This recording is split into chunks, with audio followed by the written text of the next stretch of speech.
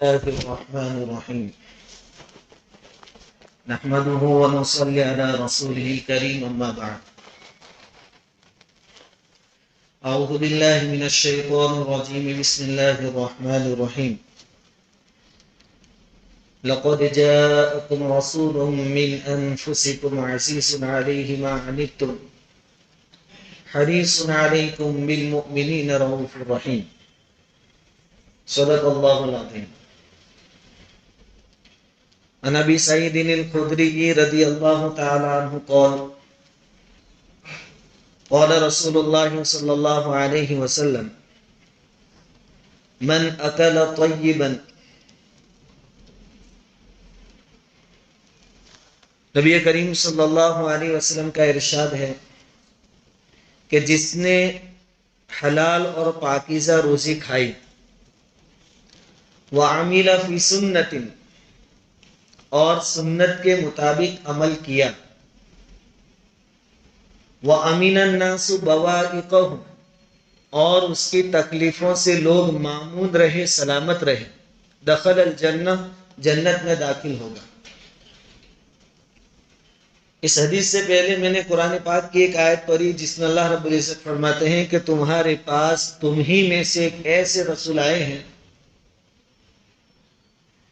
جن کے اوپر تمہاری پریشانیاں دشوار گزرتی ہیں، یعنی امت کو کوئی تکلیف پہنچے تو اس سے حضور صلی اللہ علیہ وسلم پریشان ہو جاتے ہیں.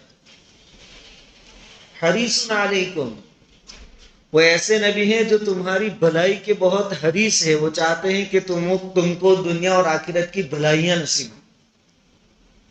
عزیز علیکم بالمؤمنین رؤوف رحیم، بڑے مہربان ہیں، بڑے رحم کرم کرنے والے ہیں. نبی کریم صلی اللہ علیہ وسلم کو صرف صحابہ کرام ہی سے محبت نہیں تھی بلکہ اپنی پوری امت کے ساتھ محبت تھی. نبی کریم صلی اللہ علیہ وسلم کی فکر ہمیشہ یہ رہتی تھی کہ میری امت جہنم سے بچ کر جنت میں داخل ہو جانے والی بن جائے. نبی کریم صلی اللہ علیہ وسلم کسی بھی موقع پر اپنی امت کو بھولتے نہیں تھے، ہمیشہ یاد رکھتے تھے. عائشہ رضی اللہ تعالیٰ عنہ فرماتی ہیں کہ ایک مرتبہ حضور بہت خوش تھے. میں نے دیکھا کہ حضور کا مزاج بھی فریش ہے، خوش ہے، تو میں نے حضور صلی اللہ علیہ وسلم سے درخواست کی کہ حضور میرے لیے دعا فرمائی. حضور صلی اللہ علیہ وسلم نے دعا فرمائی اللہم اغفر لعائشہ ما تقدم وما تاخر وما اسرت وما اعلنت او کما قال علیہ الصلوۃ والسلام کہ اللہ عائشہ کے تمام گناہوں کو معاف فرما، چھوٹے بڑے اگلے پچھلے باطنی ظاہری ہر قسم کے گناہوں کو معاف فرما. اب حضور کی دعا مل گئی، یہ تو رد تو ہو نہیں سکتی. عائشہ رضی اللہ تعالیٰ عنہ خوشی سے جھوم اٹھی. تو عائشہ رضی اللہ تعالیٰ عنہ کی خوشی کو دیکھ کر حضور نے پوچھا کہ عائشہ میری دعا سے تو خوش ہوئی؟ کہا کہ حضور اس سے بڑھ کر کیا چاہیے، آپ نے کتنی بڑی دعا مجھے دے دی. حضور صلی اللہ علیہ وسلم نے فرمایا کہ عائشہ میں کسی بھی نماز میں اپنی امت کو دعا میں بھولتا نہیں ہوں، اپنی امت کے لیے ہر نماز میں دعا کرتا ہوں. تو حضور صلی اللہ علیہ وسلم کبھی بھی ہمیں بھولے نہیں ہیں، ہمیں یاد رکھا ہے. حضور صلی اللہ علیہ وسلم نے میں نے جو روایت پڑھی اس میں جنت میں داخل ہونے کا شارٹ کٹ راستہ بتایا ہے، سب سے آسان 3 کام جس نے کر لیے وہ جنت میں داخل ہو جائے گا. من اکل طیبا، جس نے حلال اور پاکیزہ روزی کھائی، وعمل فی سنت اور سنتوں کے مطابق اپنی زندگی گزاری، سنتوں کے مطابق عمل کیا، وَأَمِنَ النَّاسُ بَوَائِقَهُ اور اس کی تکلیفوں سے دوسرے لوگ محفوظ رہے، کسی کو تکلیف نہیں پہنچائے. حلال کھایا، سنتوں پر عمل کیا اور دوسروں کو تکلیف نہ پہنچائی، یہ 3 کام کیے وہ آدمی جنت میں داخل ہو. حلال روزی یہ انسانی زندگی میں بہت اثر کرتی ہے. اس لیے حضور نے فرمایا کہ طلب الحلال فریضۃ بعد الفریضہ، نماز، روزے، حج، یہ سب جو فرض ہے ان کے بعد حلال روزی کمانا یہ بھی فرض ہے. اس کے مقابلے میں اگر حرام روزی آپ کے پیٹ میں جا رہی ہے تو اس کے اثرات بھی ویسے ہی ہوں گے. حتیٰ کہ کوئی آدمی حرام انکم، حرام کمائی سے صدقہ دے گا وہ بھی قبول نہیں ہوگا. 1,00,000 2,00,000 5,00,000 روپے دے رہا ہے مدرسے میں، مسجد میں، قبرستان میں، لیکن وہ قبول نہیں ہوگا کیونکہ حرام میں سے دے رہا ہے. حضرت سفیان ثوری رحمۃ اللہ علیہ فرماتے ہیں کہ اگر کپڑا ناپاک ہو جائے تو اس کو دھونا پڑے گا پاک کرنے کے لیے. اب کوئی آدمی اس کو پیشاب سے دھوئے تو وہ پاک نہیں ہوگا. اگر وہ کہے کہ بھائی دھونا تھا میں نے دھو لیا، اب میں چاہے کسی بھی چیز سے دھوں، پیشاب سے بھی دھوں، تو وہ پاک نہیں ہوگا. اسی طرح حرام کمائی سے جو صدقہ کیا جائے گا، خیرات کیا جائے گا، وہ قبول نہیں ہوگا، الٹا گناہ ہوگا، وبال ہوگا. حضرت عبداللہ بن مبارک رحمۃ اللہ علیہ فرماتے ہیں کہ میرے پاس کسی کا 1 درہم ہو، 1 روپیہ، میں اس کو واپس لوٹا دوں، یہ میرے نزدیک 1,00,000 2,00,000 3,00,000 4,00,000 5,00,000 درہم صدقہ کرنے سے زیادہ بہتر ہے. ایک آدمی 5,00,000 روپے صدقہ کر رہا ہے لیکن کسی کا 1 روپیہ دبا دیا ہے اس نے، تو اس 1 روپے کو واپس کر دینا 5,00,000 روپے صدقہ خیرات کرنے سے زیادہ بہتر اور ضروری ہے، کیونکہ حقوق العباد معاف ہونے والے نہیں. یہ عبداللہ بن مبارک رحمۃ اللہ علیہ، انہوں نے اپنے وطن سے علم حاصل کرنے کے لیے حجاز کا سفر کیا، ہزاروں کلومیٹر دور گئے. علم حاصل کر کے جب واپس اپنے وطن پہنچے تو وہاں جا کر معلوم ہوا کہ سامان میں ایک قلم جو ایک ساتھی سے لیا تھا تھوڑی دیر کے واسطے وہ آ گیا ہے. قلم معمولی چیز، بال پین. تو اس قلم کو واپس لوٹانے کے واسطے اپنے وطن سے پھر حجاز کا سفر کیا. ایک قلم، ہم کہیں گے 5 روپے کے بال پین میں کیا جاتا ہے، 25 روپے کے بال پین کو کیا واپس دینے جانے. ایک قلم کے واسطے کئی کلومیٹر کا سفر کیا، وہاں گئے اور وہ قلم جس کا تھا وہ مالک کو واپس لوٹایا. کتنا احتیاط ان لوگوں نے اپنی زندگیوں میں کیا ہے. حضرت سہل بن عبداللہ تستری رحمۃ اللہ علیہ فرماتے ہیں کہ جس آدمی کے پیٹ میں حرام غذا داخل ہوتی ہے، وہ آدمی چاہے یا نہ چاہے اور اس کو معلوم ہو یا نہ ہو کہ میرے پیٹ میں حرام گئی ہے غذا، وہ حرام غذا جو اس کے پیٹ میں گئی ہے وہ اپنا اثر دکھا کر رہے گی اور وہ بندہ اللہ کی نافرمانی کر کے رہے گا، چاہے اس کو معلوم نہیں تھا کہ پیٹ میں حرام لقمہ گیا ہے. کیونکہ بھائی آدمی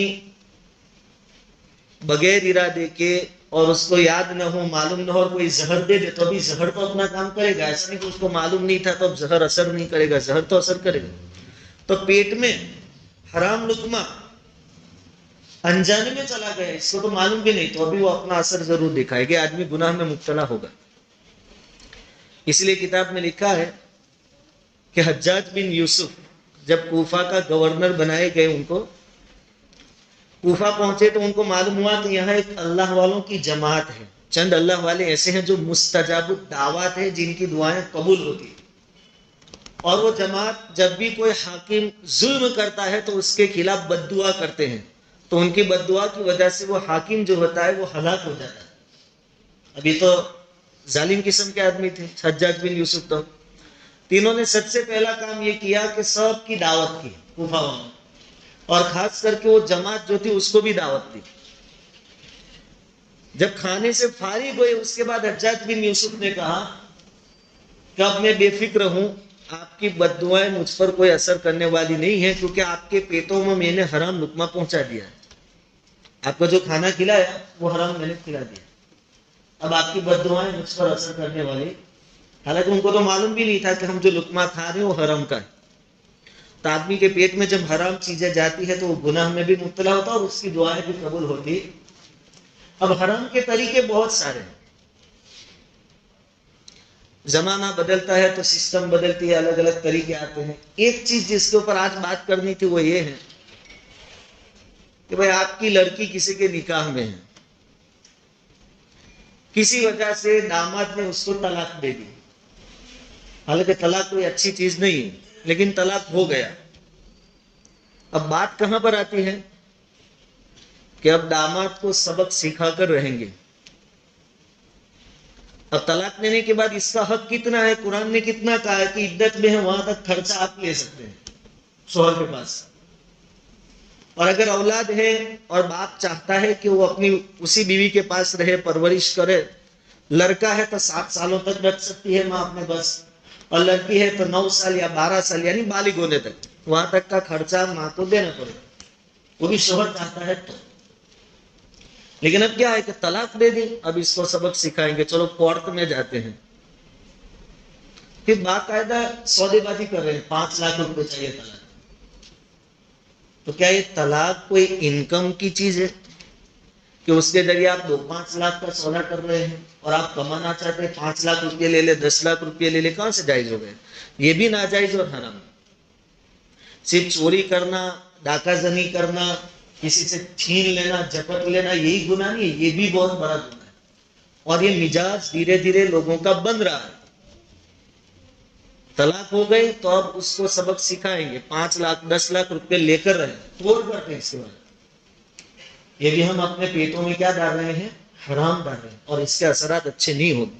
اور یہ سبق سکھانے کے چکر میں کئی سال گزر جاتے ہیں. ایسا ہے نہیں کہ آپ عدالت میں گئے اور عدالت نے اسی تاریخ پر فیصلہ سنا دیا کہ 5 لاکھ روپے دے دو اور اس نے دے دیے اور آپ مالدار ہو گئے. ایسا ہوتا؟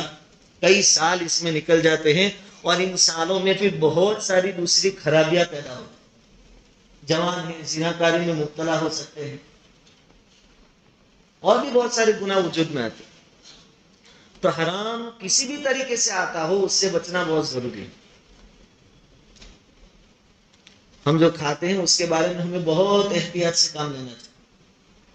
حضرت مولانا مسیح اللہ خان صاحب رحمۃ اللہ علیہ کے بارے میں لکھا ہے کہ بازار میں جو آم آتے تھے بکنے کے واسطے، حضرت نے زندگی میں کبھی بازار کا آم نہیں کھایا. ہاں، جو باری میں سے اور باغات میں سے جو مالک ہوتے وہ لا کر پیش کرتے تو کھا لیتے، لیکن بازار سے کوئی لا کر دیتا تو آپ نہیں کھاتے، اور خود بھی خرید کر نہیں کھاتے بازار سے. اور اس کی وجہ لکھی ہے کہ اس وقت عام والے یعنی خریدنے والے جو سودا کرتے تھے وہ شریعت کے خلاف کرتے تھے، اس لیے انہوں نے کبھی بھی بازار سے جو آم آتا تھا اس کو نہیں کھایا. مالک اپنے باغ میں سے لا کر دیتا ہے تو ٹھیک ہے. اتنا احتیاط تھا ان کی زندگی. اور حرام چیزوں سے بچنا، یہ تو اس زمانے کے مشرکین بھی بہت احتیاط سے کام لیتے تھے اس معاملے میں. مشرکین جو اللہ کو نہیں مانتے یا اللہ کے ساتھ دوسروں کو شریک کرتے، آخرت کا جن کو یقین نہیں، وہ بھی حرام سے بہت بچتے تھے. حضور صلی اللہ علیہ وسلم جب جوان ہوئے، جوانی کی عمر کو پہنچے، اس وقت کعبہ کی جو دیواریں تھیں وہ بوسیدہ ہو گئی. اب اس کو پھر سے تعمیر کرنے کی نوبت آئی، پھر سے بنانے کی نوبت آئی. تو مشرکین نے ایک جنرل میٹنگ بلائی، سب مکہ والوں کو جمع کیا اور کہا کہ کعبہ کی تعمیر پھر سے کرنی ہے، لیکن یہ اللہ کا گھر ہے، اس میں 1 روپیہ بھی کسی کا حرام کا چلے گا نہیں. حرام تو حرام، پر شک والا بھی نہیں چلے گا. ہمارے پاس جتنا حلال ہو اس کو جمع کر دے، اس کے بعد آگے کام کریں گے. کیونکہ ہم بعض قبیلے ایسے تھے جو مسافروں کو لوٹ لیتے تھے، دھوکے بازی میں بہت سارے لوگ مبتلا تھے. تو کہا کہ نہیں، حلال چاہیے، حرام کوئی لاگا نہیں. جمع کیا گیا، بجٹ جوڑا گیا تو بجٹ پورا ہوتا نہیں تھا. تو انہوں نے کیا کیا کہ پیسے کم ہیں تو ایسا نہیں کہ اب چلو تھوڑا لگا لیتے ہیں، سود بھی ہے تو کہ مسجد کا ٹوائلٹ بنا دیں گے، مدرسے کا ٹوائلٹ بنا دیں گے. ایسا سسٹم انہوں نے نہیں کیا. مشرکین تھے حالانکہ انہوں نے یہ طے کیا کہ حلال روپیے جتنے ہیں اس سے جتنی تعمیر ہو اتنی کر لیتے ہیں، جو باقی رہ جائے اس کو چھوڑ دیں گے. چنانچہ حتیم کا جو حصہ ہے کھلا رہ گیا ہے، جو وہ گول دیوار جو ہے وہ اسی وجہ سے کھلی رہ گئی تھی کہ ان کے پاس حلال روپے اتنے نہیں تھے کہ اس حصے کو بھی اندر لے لیں. تو انہوں نے اس حصے کو چھوڑ دینا تو پسند کیا کہ اتنے حصے کی تعمیر نہیں کرنی، ہمیں نہیں بنانا، لیکن اس میں حرام کا 1 روپیہ بھی استعمال کرنا انہوں نے گوارا نہیں کیا. مشرکین کا یہ حال تھا. اور آج کے دور میں ہم ہیں کہ بھائی لاکھوں کا چونا کسی کو لگا دو، پھر 2-4 عمرے کر لیں گے، حج کر لیں گے، مسجد میں مسجد بنا دیں گے، مدرسہ بنا دیں گے. تو یہ ساری چیزوں سے آپ کے گناہ معاف ہونے والے نہیں. اور یہی وجہ ہے کہ ہماری دعائیں قبول نہیں ہوتی، ہماری اولاد نافرمانی کر رہی ہے، اور بہت ساری بیماریوں پریشانیوں میں ہم لوگ مبتلا ہو رہے ہیں. تو اس کے بارے میں ہمیں سوچنا چاہیے کہ کہیں ایسا نہ ہو کہ ہمارے پیٹ میں حرام لقمے جا رہے ہیں۔ تو حضور نے اس حدیث میں 3 چیزیں بتائی. اس میں پہلی بات بتائی کہ جس نے حلال کھایا حرام سے بچا، دوسرا جس نے سنتوں پر عمل کیا، اور تیسرا جس نے اپنی تکلیفوں سے دوسروں کو بچایا، یعنی کسی کو تکلیف نہیں دی، وہ آدمی اطمینان کے ساتھ جنت میں داخل ہو جائے گا۔ اب سوال یہ ہوتا ہے کہ آج کے دور میں حرام سے بچنا بہت مشکل ہے، کیسے بچا جائے؟ تو اسی حدیث کے اندر حضرت ابو سعید خدری رضی اللہ تعالیٰ عنہ فرماتے ہیں کہ ایک صحابی نے حضور سے پوچھ لیا کہ حضور آج کے دور میں تو یعنی آپ کے سامنے جو صحابہ کی جماعت ان میں تو بہت سارے ہیں ایسے جو تینوں پر عمل کرتے ہیں، کھاتے بھی حلال ہے، سنتوں پر بھی ان کا عمل ہے، اور لوگوں کو تکلیف بھی نہیں پہنچاتے ہیں۔ تو حضور نے فوراً جواب دیا کہ میرے بعد بھی ایسے لوگ آئیں گے، میرے بعد بھی ایسے لوگ، چاہے تمہارے جتنے بھی ہوں گے لیکن ہوں گے۔ اس میں اس بات کی طرف اشارہ ہے کہ آج کے دور میں بھی حرام سے بچنا بالکل ناممکن نہیں ہے۔ آدمی فکر کرے تو وَمَن يَتَّقِ اللَّهَ يَجْعَل لَّهُ مَخْرَجًا، جو اللہ سے ڈرتا ہے اللہ تعالیٰ اس کے لیے راستے کھول دیتا ہے۔ اب یہ طلاق کے مسئلے میں نے جو کہا بھائی اپنا غصہ ایک طرف رکھ دیں، شریعت نے جو عدت کا خرچہ طے کیا ہے وہ لے کر چھوٹے ہو جاتے۔ ہم کیا کسی کو سبق سکھائیں گے؟ جب ساتھ میں تھے تو نہیں سدھار سکے، اب کیسے لے کے کیا سدھاریں گے کسی کو؟ اس لیے اپنی ضد انانیت چھوڑ دے، اور شریعت کی ایک ایک حکم میں اللہ تعالیٰ نے بہت برکتیں رکھی ہیں، بہت فائدے رکھے۔ ایک مثال مرکات کے اندر دیلمی کے حوالے سے ایک روایت نقل کی ہے کہ حضرت علی رضی اللہ تعالیٰ عنہ ایک مرتبہ غمگین بیٹھے ہوئے تھے۔ حضور صلی اللہ علیہ وسلم نے محسوس کر لیا کہ علی غمگین ہے، کہا کہ علی کچھ پرابلم ہے؟ کہا کہ ہاں ذرا صدمے میں ہوں۔ تو حضور صلی اللہ علیہ وسلم نے فرمایا کہ اپنے گھر میں سے کسی کو کہو تمہارے کان میں اذان دے۔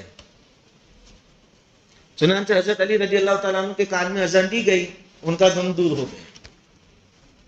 اذان شریعت کی ایک چیز جس کی طرف ہم دھیان بھی نہیں دیتے کہ اذان کے وقت ہم باتیں بھی بند نہیں کرتے، موبائل بھی بند نہیں کرتے، ٹی وی بھی بند نہیں کرتے، لیکن اس کے لیے اذان کے اندر ڈپریشن کا علاج موجود ہے، دل کا سکون اللہ رب العزت نے رکھا ہے۔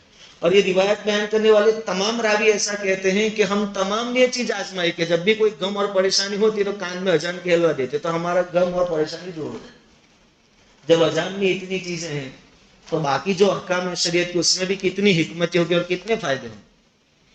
تو ایمان والوں کے پاس شریعت ہے، سب کچھ ہے، اس میں بے شمار دنیاوی اخروی فائدے ہیں، لیکن معلوم نہیں ہمیں اور کیا چاہیے کہ ہم دنیا والوں کو فالو کر رہے ہیں، دشمنیاں کرتے ہیں، اور پیسے کسی بھی طرح آ جائے اس کو جمع کرنے کے پیچھے لگے ہیں۔ حرام سے اپنے آپ کو بچانا آج کے دور میں سب سے بڑی ضرورت ہے، اس کے نتیجے بھی انشاءاللہ بہت اچھے آئیں گے۔ اللہ تعالیٰ کئی سنی باتوں پر کہنے سننے سے زیادہ عمل کی توفیق دے۔